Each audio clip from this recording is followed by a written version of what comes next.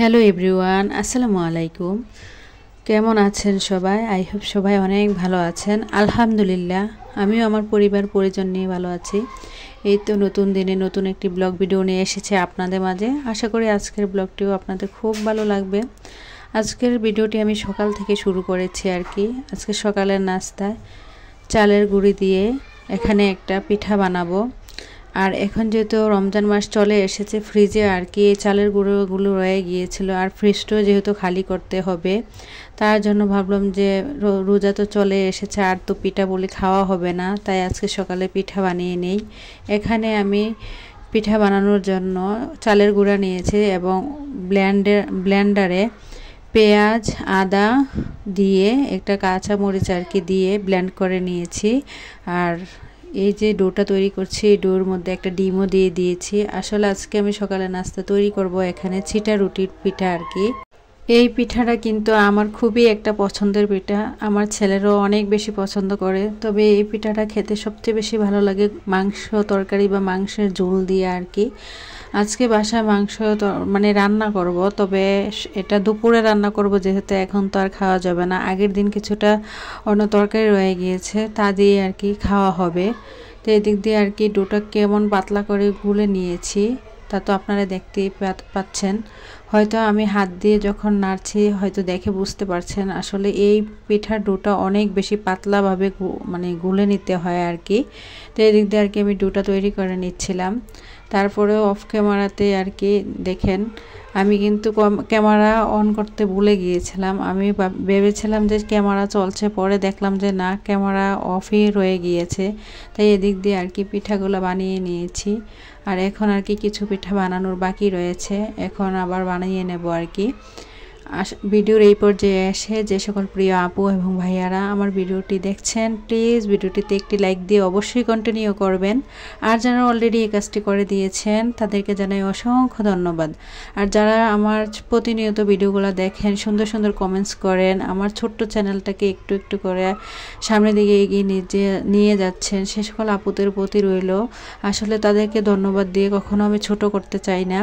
কি বলে যে মানে তাদেরকে ধন্যবাদ দেব, সেই ভাষাটুকু আমি হারিয়ে ফেলেছি। যাই হোক, এদিক দিয়ে কিন্তু আমি পিঠাগুলো বানিয়ে নিচ্ছি।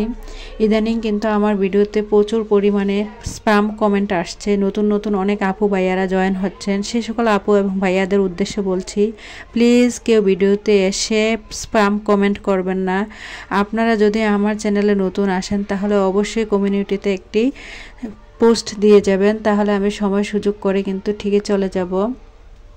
আর আপু যারা এখন আমার ভিডিওর এই পর্যায়ে রয়েছে সে সকল আপুদের উদ্দেশ্যে বলছি, আসলে ইউটিউবটা সাবস্ক্রাইব করাটা আসলে বড় জিনিস না, সবচেয়ে বড় জিনিস হচ্ছে ওয়াচ টাইম পূরণ করা।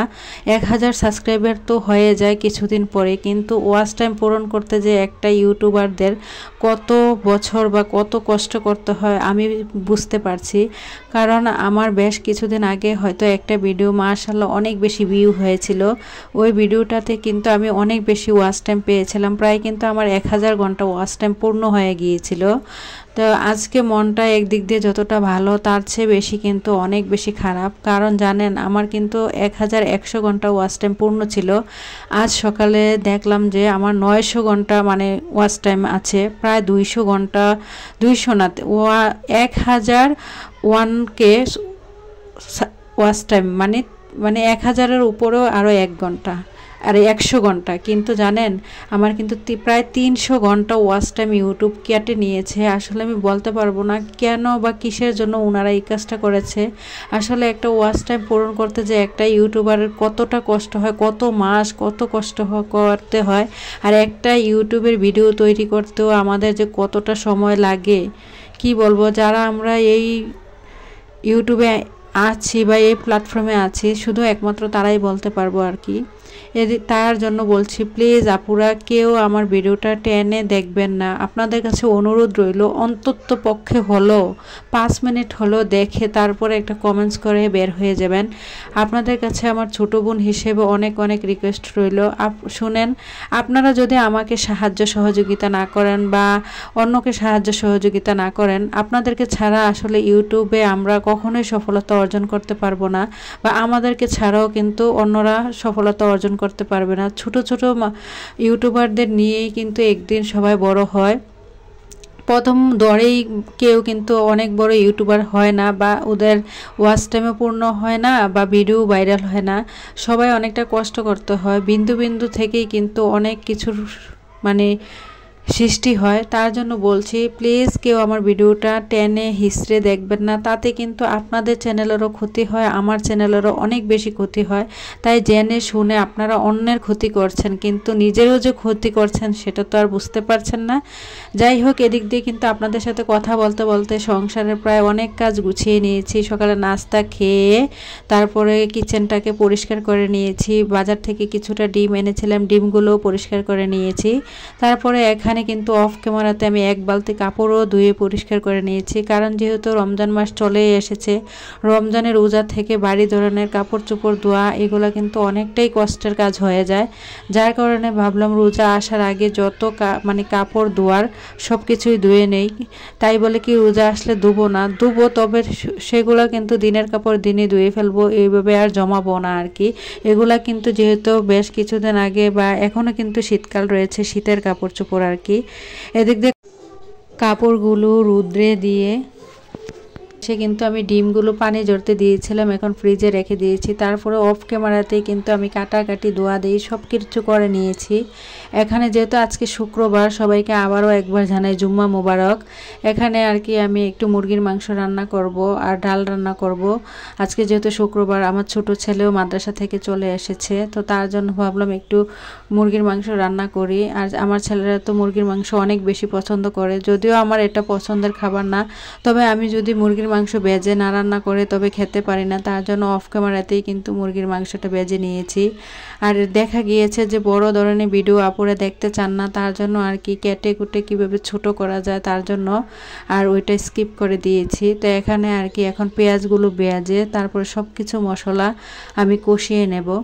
আসলে রান্নাটা হচ্ছে একটা আর্ট, যে যত ভালো করে মনোযোগ দিয়ে সুন্দরভাবে রান্না করে তাহলে তার খাবারটা খেতেও কিন্তু অনেক বেশি মজা হয়। তবে আমাদের এক একজনের রান্নার ভিন্নতা এক এক রকম, এক একজনের কাজের সাথেও কিন্তু এক একজনের কাজ কখনোই মিলবে না।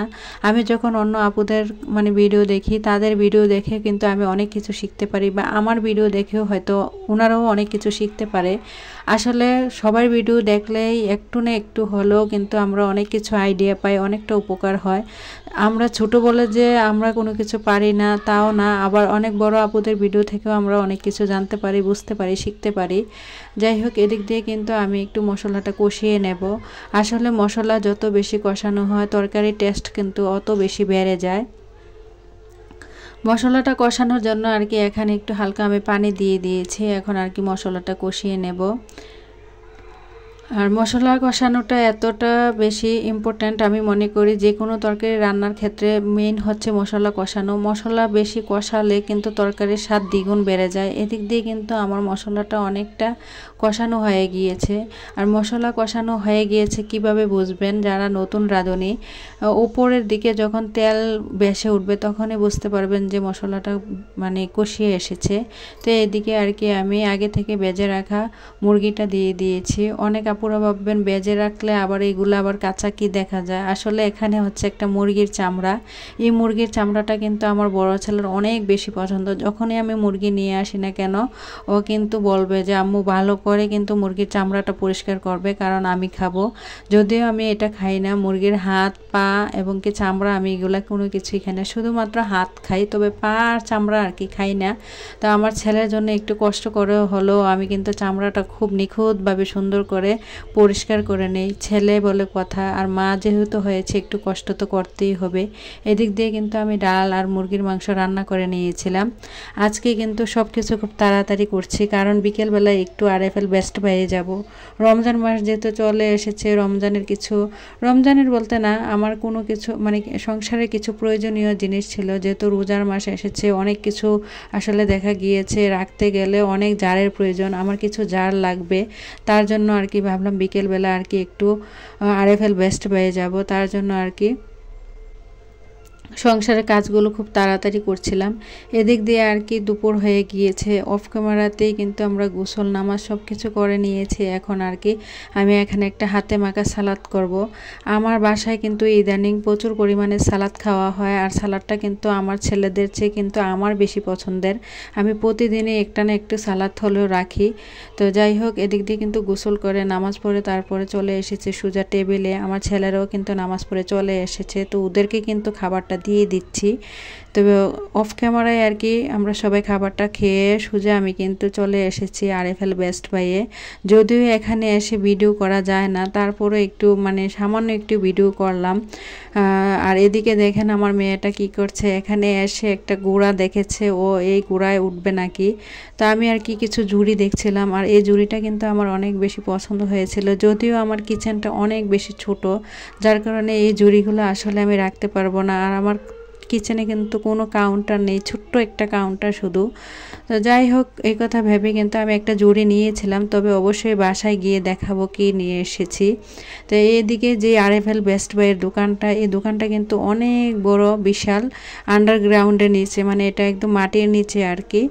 আমাদের যে এলাকা আছে, আমি যেখানে থাকি, রাস্তার থেকে অনেকটা নিচের দিকে, মানে এটা হচ্ছে মাটির নিচের, এই সবাই আন্ডারগ্রাউন্ড বলে আরএফএল বেস্ট বাই। আর এই দোকানটাতে এমন কোনো কিছু বাদ নেই যে নেই, আপনার প্রয়োজনীয় সব কিছুই কিন্তু পেয়ে যাবেন। আরএফএলের জিনিস থেকে শুরু করে সিরামিক্সের জিনিস, এবং কি মানে কি বলবো, ননস্টিক জাতীয় পাতিল থেকে শুরু করে সব কিছুই। আমি কিন্তু ওইভাবে কোনো কিছুই ভিডিও করতে পারিনি, কেমন যেন নিজের কাছে অনেকটা বেশি লজ্জাবোধ মনে হয়। এদিক দিয়ে কিন্তু সোজা চলে এসেছি বাসায় এসে এখন আপনাদের সাথে শেয়ার করব আমি আসলে আরএফএল বেস্ট বাই থেকে কি কি এনেছি। আসলে সংসার এমন একটা জিনিস, কোনো কিছু চাহিদা যেন শেষই হতে চায় না। মানুষ যতদিন থাকবে ততদিন আমি মনে করি কি তার চাহিদারও শেষ হবে না। তো আমার যেগুলো প্রয়োজন ছিল, আমার প্রয়োজন মতো আর কি আমি নিয়ে এসেছি। আসলে আমি প্রয়োজনের চেয়ে কোনো কিছু অতিরিক্ত খরচ করি না, আর এটা কিন্তু আসলে একটা বুদ্ধিমানের কাজ আমি মনে করি। আসলে অযথা খরচ করা এটা আমার একটু পছন্দ না। তো এদিক দিয়ে কিন্তু আপনাদের মাঝে শেয়ার করছি আমি কি নিয়ে এসেছি। আর এই যে দেখছেন একটা ফলের ঝুড়ি আর কি, এটা 130 টাকা রেখেছিল আমার কাছ থেকে। আর যে ঝুড়িটা নিয়ে এসেছিলাম, ওই যে একটা ঝুড়ি, এই যে কফি কালার, এটা রেখেছিল আমার কাছ থেকে 120 টাকা। আর ঝুড়িটা এত বড় ছিল, অনেক কিছু রাখা যাবে। এই ঝুড়িগুলাতে কিন্তু অনেক কিছু অর্গানাইজ করে রাখা যায়, যদিও আমি অন্য আপুদের ভিডিওতে দেখেছি, কিন্তু আমার কিচেনটা এতটাই ছোট কি বলবো। আমি এই যে ঝুড়িটা রেখে কোনো কিছু অর্গানাইজ করব, আসলে ওই রকম জায়গাও নাই। অবশ্যই আমি আপনাদের সাথে আমার কিচেনটাকে একদিন শেয়ার করব। আমার পরবর্তী ভিডিও দেখার আমন্ত্রণ জানিয়ে আজকের মতো ভিডিওটা এখানেই শেষ করছি। সবাই ভালো থাকবেন। খোদা হাফেজ। আসসালামু আলাইকুম।